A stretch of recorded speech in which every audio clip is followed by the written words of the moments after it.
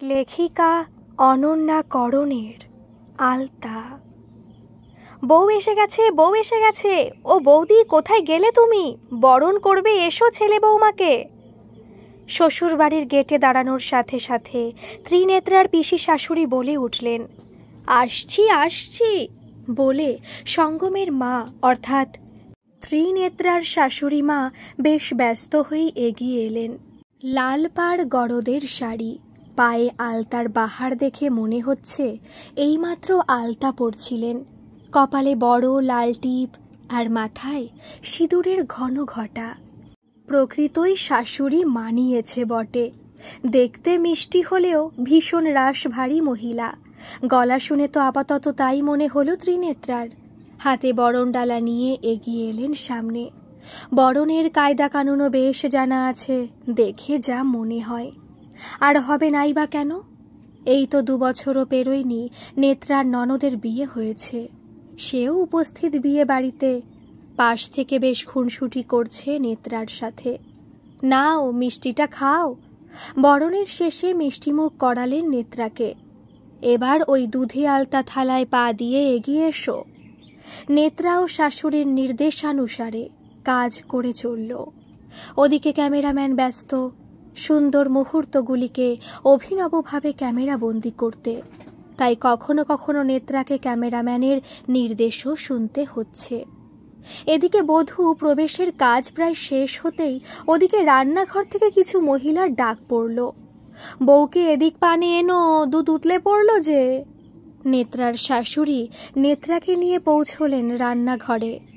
দেখো মা, দুধ উতলানোটা দেখে নাও, আর মনে মনে প্রার্থনা করো তোমার আগমনে যেন আমাদের সংসারের শ্রীবৃদ্ধি ঘটে। পাশ থেকে নেত্রার মামি শাশুড়ি বলে ওঠেন, কি যে বলো দিদি, চাকরি করা মেয়ে বউ করে এনেছো, লক্ষ্মী তো স্বয়ং এসেছে গো, তোমার আর চিন্তা কি? নেত্রার শাশুড়ি মা হেসে বললেন, লক্ষ্মী কি শুধু অর্থেই হয় গো বৌদিদি? কর্মেও তো হয়। বয়স্ক মহিলাদের মধ্যে এই নিয়ে ঘোর সমালোচনা চলতে থাকে। ঠিক সেই সুযোগে নেত্রার ননদ মুখটা নেত্রার কানের কাছে এনে বলে, কার কি বৃদ্ধি ঘটবে সে আর বলতে? নেত্রাও বড় বড় চোখ করে, খানিক লাজুক মুখ নিয়ে তাকায় ননদ আনন্দির দিকে আর আস্তে আস্তে বলে, মার খাবে আনন্দি। ননদের সাথে নেত্রার গল্প জমেছে বাসর রাত থেকে।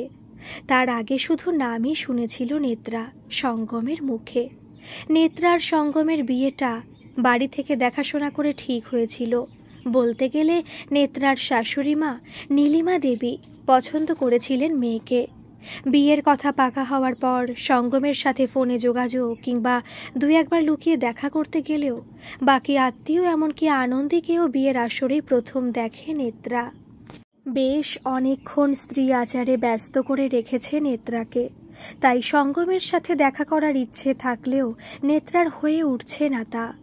এদিক ওদিক দেখার পর যখন পেল না দেখতে, অগত্যা এক দুঃসম্পর্কে ননদকে ফিসফিসিয়ে বলল, তোমার দাদা কোথায় গো? ব্যাস, নতুন বউয়ের সাথে রসিকতা করার সুযোগ অল্পে কেউ ছাড়ে না, সে যে কোনো ননদই হোক না কেন। দাদার খোঁজ দিল তো না, বরং সর্বসমক্ষে চেঁচিয়ে বলে উঠল, বৌদি যে দাদাকে চোখে হারাচ্ছে, ওরে দাদা ভাই আয় একবার এদিক পানে। আর অমনি মহিলাদের হাসির তীক্ষ্ণতা বিস্ফোরিত। লজ্জায় রাঙা হয়ে মাথা নিচু করে নেত্রা। শোরগোলের মাঝেই, এই অনেক হয়েছে, এদিকে আয় তো মা, তোর ঘরটা দেখিয়ে দি চল। নেত্রাকে ডাকলেন নীলিমা দেবী। নেত্রাও বাধ্য মেয়ের মতো নববধূর সাজে প্রবেশ করল সঙ্গমের ঘরে। যদিও এটা আজ থেকে ওদের দুজনেরই ঘর, বড় 2 খোলা জানালা, পরিপাটি করে গোছানো ঘর। কি ঘর পছন্দ হয়েছে তো? নেত্রা ঘাড় নেড়ে সম্মতি জানায়। কাল নিজে হাতে গুছিয়েছি আমি, আর দরজা লাগিয়ে রেখেছি 3 তলা বাড়ি। এত লোক, আপাতত তোর ঘরটা তো পরিষ্কার রাখতেই হতো তাই না? বলে মৃদু হাসলেন তিনি। নেত্রা তখনও মাথা নিচু করে। যতই চাকরি করুক নতুন বউ বলে কথা। আচ্ছা, এই বালাজোড়া তোর জন্য বলে নিজের হাতের বালা খুলে পরালেন নেত্রার হাতে। নেত্রাও বলে ওঠে, এ বাবা, আপনার জিনিস আপনার কাছে থাক না মামুনি। এটা আমার ছিল, আজ এই বালাটা আমি তোকে আশীর্বাদ রূপে দিলাম, পালিশ করিয়েছি তোকে দেব বলে। দেখ। নেত্রা না বলতে পারল না। বালা দুটি নিয়ে প্রণাম করে শাশুড়ি মাকে। তোর মুখে মামুনি ডাকটা কিন্তু ভারী মিষ্টি শোনাচ্ছে, ওটাই বলিস তবে কেমন? আচ্ছা আমি নিচে যাই, তুই ছেড়ে ফেলো সব, আমি আনন্দীকে পাঠাই তোকে হেল্প করে দেবে। ঠিক আছে মামুনি। নেত্রার কপালে স্নেহ চুম্বন টেনে নিচে গেলেন ওর শাশুড়ি। নেত্রা আস্তে আস্তে সাজের জিনিস খুলতে ব্যস্ত, দরজাটাও ভেজানো। হঠাৎ দরজায় টোকা। কে আনন্দী? এসো ভেতরে। ভেতর থেকে বলে নেত্রা। কিছুক্ষণ চুপ থাকার পর বাইরে থেকে পুরুষ কণ্ঠ। আনন্দী নয়, আনন্দীর দাদা ভাই। দরজাটা কি খোলা যাবে? স্বামী স্ত্রীর সম্পর্ক এখনও সেভাবে সরল হয়ে ওঠেনি ওদের, তাই স্বামী আসা মাত্রই নিজেকে না গুছিয়ে দরজা খুলবে এমনটা পারল না নেত্রা। লজ্জায় কি বলবে বুঝতে পারে না। সবে সমস্ত গয়না খুলে মাথার খোপার বাহার সরিয়ে শাড়ির আঁচলখানা উন্মুক্ত করেছিল শরীর থেকে। স্বামীর আগমন বার্তায় আঁচলটা গায়ে ফেলে দরজা খোলে নেত্রা। সঙ্গম ঘরে ঢোকে। পরার জন্য পাজামা পাঞ্জাবি আনতে এসেছে আলমারি থেকে। দুজনের মধ্যে কথার প্রেমালাপ না থাকলেও চোখের ইশারাই যথেষ্ট। বিছানার একপাশে এলোকেশি হওয়া কিছুটা সাজা, কিছুটা এলোমেলো নিজের স্ত্রীর দিকে বারবার চোখ যাচ্ছে সঙ্গমের।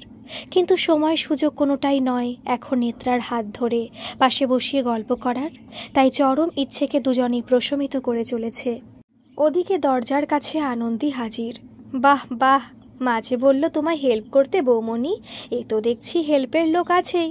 আমি যাই তবে, অনেক কাজ। আরে না না আনন্দী, তোমার দাদাভাই জামা আনতে এসেছে, চলে যাবে এক্ষুনি, তুমি এসো, লাগবে আমার তোমায়। বলছো? এসো। আনন্দী ভেতরে ঢুকতেই বোনের কাছে নিজের আত্মসম্মান অক্ষুণ্ণ রেখে বেরিয়ে যায় সঙ্গম। এদিন কাল রাত্রি, তাই সারা রাত আনন্দীর বকবক সহ্য করতে হয় নেত্রাকে। ফোনে অবশ্য কথা বলেছে বেশ খানিকক্ষণ সঙ্গমের সাথে। পরদিন সকালে 8টা নাগাদ উঠল নেত্রা। বেশ গম্ভীর সুরে নীলিমা দেবী বললেন, কদিন তোমায় ছুটি দিয়েছি, আচার অনুষ্ঠানে ধকল যাচ্ছে তো, তারপর কিন্তু এত দেরি করলে হবে না নেত্রা। সকালে উঠে স্নান সেরে রান্নার জোগাড় করতে হবে তোমাকে। আমি পুজোতে ব্যস্ত থাকব, বুঝলে? আরে করবে করবে, সংসারে দায়ভার পড়লে সব মেয়েই করে। নেত্রার শ্বশুর মশাই নেত্রার সপক্ষে বলে ওঠেন। একটা শাড়ি নেত্রার হাতে ধরিয়ে নীলিমা দেবী বললেন, আচ্ছা নেত্রা, স্নানটা সেরে এই হলুদ শাড়িটা পরো, আজ ভাত কাপড়ের অনুষ্ঠান আছে তো। কথা মতো স্নান সেরে হলুদ শাড়ি পরে ছাদে যায় নেত্রা, ভেজা শাড়ি মেলতে আর আর্দ্র কেশ শুষ্ক করতে। নিজের স্ত্রীর এই রূপ দেখতে তো প্রত্যেক বিবাহিত পুরুষই উৎসুক থাকে। সঙ্গমও সেই সুযোগ হাতছাড়া করল না। ছাদে গিয়ে নিঃশব্দ চরণে নেত্রার কানের কাছে বলে ওঠে, এখানে এভাবে দাঁড়িয়ে থেকো না, বলা যায় না আমার স্ত্রীর উপর কারো দৃষ্টি না পড়ে যায়। কিছুটা লজ্জিত হয়ে মুখে একগাল হাসি নিয়ে ছুটে পালায় নেত্রা। নিচে ভাত কাপড়ের আয়োজন চলছে। নীলিমা দেবী বলে ওঠেন, এই নেত্রা, আয় তো এদিকে। আর আমি কিন্তু এবার তুইই বলবো, এত তুমি তুমি আসবে না। নেত্রাও হাসি মুখে বলে, নিশ্চয়ই মামুনি। ও মা, তোর পায়ের আলতাটা তো ফিকে হয়ে গেছে স্নানের পর, দাঁড়া আমি পরিয়ে দিচ্ছি। বলে আলতা নিয়ে এলেন। মামুনি আমায় দিন না, আমি পরে নিচ্ছি।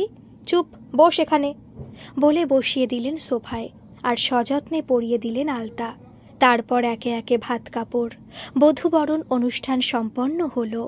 শুরু হলো নেত্রার নতুন জীবনের পালাগান। নেত্রা, কাল রাত 9টা অবধি কোথায় ছিলে? বেশ গম্ভীরভাবে জিজ্ঞেস করলেন নীলিমা দেবী। মামুনি, আসলে অফিসের সব স্টাফরা মিলে খেতে গিয়েছিলাম, তাই দেরি হয়ে গেছে। সঙ্গম তো জানে সবটা, বলেনি তোমায়? নেত্রা, এটা তোমার শ্বশুর বাড়ি, বাড়ির মান রক্ষা করা বউদের দায়িত্ব। চাকরি করো বলে যা খুশি তাই করতে পারবে না তুমি। না, আসলে সবাই যাচ্ছিল তাই। ভবিষ্যতে এমন যেন না হয়।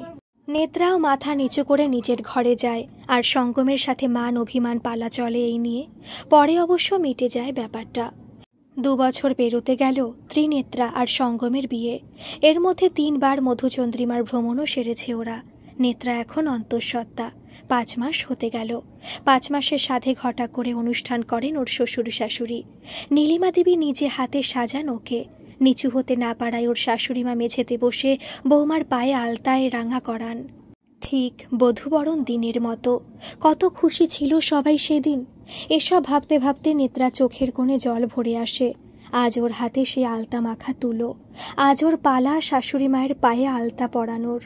নেত্রার 6 বছরের ছেলে বলে ওঠে, মা, ঠাম্মিকে অমন করে সাজাচ্ছ কেন? কোথায় নিয়ে যাবে? ঠাম্মি তো আর নেই মা। ছেলের মুখে বাহাত তুলে মুখ বন্ধ করে নেত্রা বলে, ও কথা বলতে নেই বাবা, ঠাম্মি সবসময় আছেন আমাদের সাথে। বলে ছেলেকে জড়িয়ে কেঁদে ওঠে নেত্রা। বসার ঘরে একপাশে নেত্রার শ্বশুরমশাই হাতের লাঠির উপর মুখটা ভর দিয়ে সোফায় বসে আছেন। সদ্য সঙ্গীহীন হওয়ায় মর্মাহত তিনি।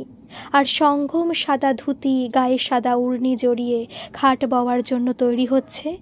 মুখে কোনো কথা না থাকলেও বারবার হাত টেনে কবজি দিয়ে চোখ মুছেই চলেছে সে। আনন্দী ফুলের মালা দিয়ে সাজিয়ে চলেছে তার মৃত জন্মদাত্রীকে। তার চোখের জল বাদ মানছে না আজ। যতই মেয়ে বিয়ে করে বড় গোত্রে যাক, মাতৃহারা মেয়ের কষ্টটা একই থাকে।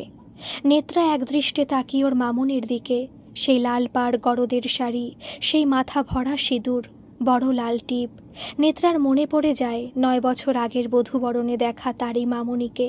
কখনো কড়া হাতে শাসন করেছেন, আবার কখনো ভালোবেসে খাইয়ে দিয়েছেন ওকে। আয়ুষ জন্মানোর সময় কত যত্ন নিয়েছিলেন ওর মামুনি। আর ছেলের জন্মের পরও ছেলেকে নিয়ে চিন্তা করতে হয়নি নেত্রাকে। সব দায়িত্ব না বলাতেই নিজের কাঁধে তুলে নিয়েছিলেন নীলিমা দেবী। আয়ুষও ঠাম্মির আঁচল ধরে লুকোচুরি খেলতে ভীষণ ভালোবাসত। হঠাৎ যে সে আঁচল সরে যাবে তা আয়ুষও ভাবতে পারেনি। আজও ঠাম্মির আঁচলখানি টেনে রয়েছে। নেত্রা তার মামুনির পায়ে আলতা মাখাতে মাখাতে বলে ওঠে, মামুনি, আজ তোমায় আমার সে পুরনো মামুনি লাগছে।